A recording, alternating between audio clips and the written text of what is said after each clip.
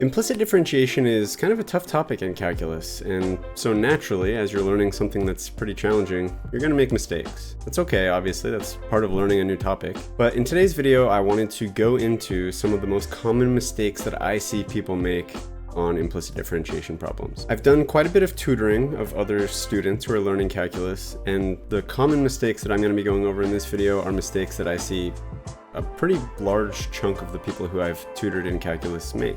And in fact, these are also mistakes that I made when I was first learning how to do implicit differentiation. It's tough. Now, this video is actually going to come from a portion of one of my weekly live streams that I did recently. And in this video, we're going to be talking about just kind of the setting up of the implicit differentiation process and getting started. Some common mistakes that I see people make that you really want to make sure to avoid so that you can set yourself up to get through the rest of the problem without any issues. So if you ever find that you have a hard time getting started with an implicit differentiation problem, or maybe you get started and then you pretty quickly get stuck and you're not sure where to go, I think this video is going to help you out a lot. So be sure to stick around to the end of the video. And if you do have any questions along the way, just go ahead and throw them in the comments and I'll do my best to answer any questions I see down there. Anyway, let's go ahead and jump on into it and I'll show you what I'm talking about.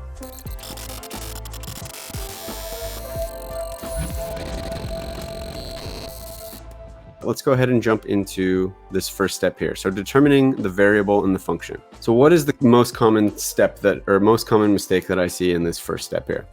Actually, there's two very common ones that I see. The first is, and this is probably going to sound silly, but it's important to point out. The first mistake I see people make in this first step here is that they skip it altogether.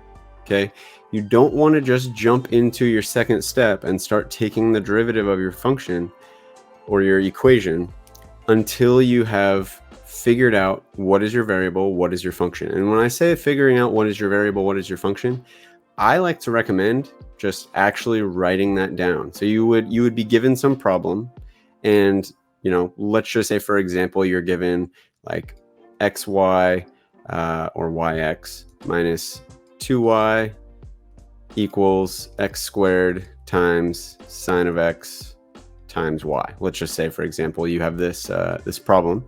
And what I like to do before actually getting into any derivatives or any implicit differentiation or anything like that is just write off to the side, what is your variable and what is your function? Okay.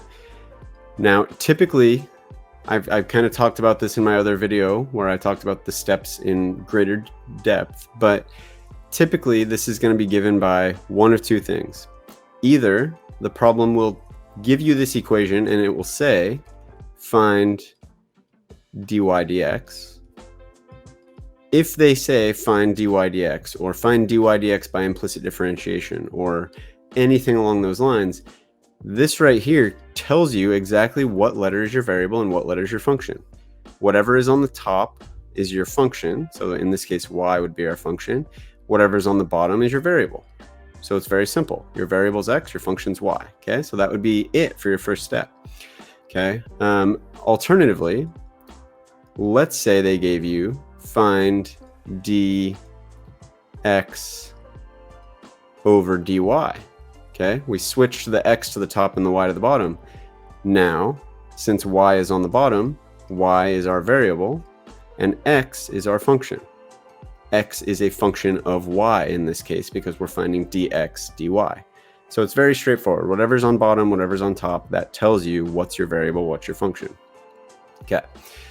The other situation would be you have to use context clues. So typically, if they give you absolutely no context clues, they don't tell you to find dy dx, anything like that, they just give you some equation with x's and y's in it.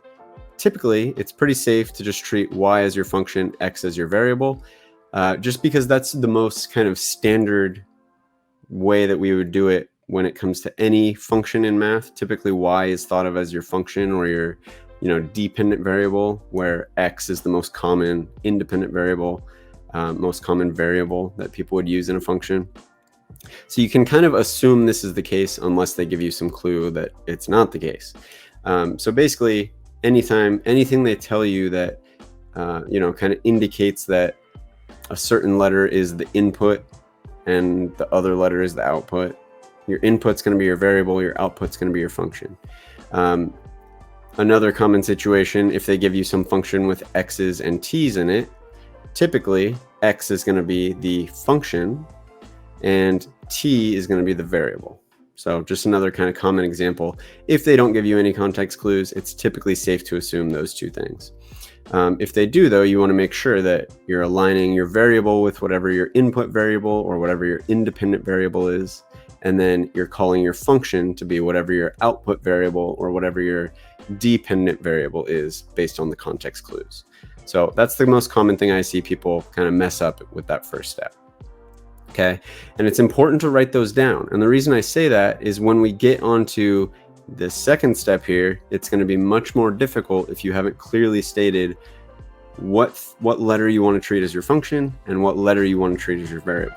Hey, you made it to the end of the video. I'm guessing that means you probably found this video pretty helpful. If so, do me a favor, go ahead and hit that subscribe button and that bell icon down below, because if you found this video helpful, I'm sure you're going to find my other videos helpful. I come out with tons of calculus videos, a few every week, that should help you learn the topics you need to know for calculus. So if you hit that subscribe button, you'll be notified every time I come out with a new video, and we can keep crushing it all term long in calculus. If you want to learn about the common mistakes that I see people make after you get started in an implicit differentiation problem so that you can finish the problem and get the right answer, that's going to be my next couple videos as well. If you are watching this video later on, I'll come back and put that right over there so you can check it out. Thanks, and see you next time.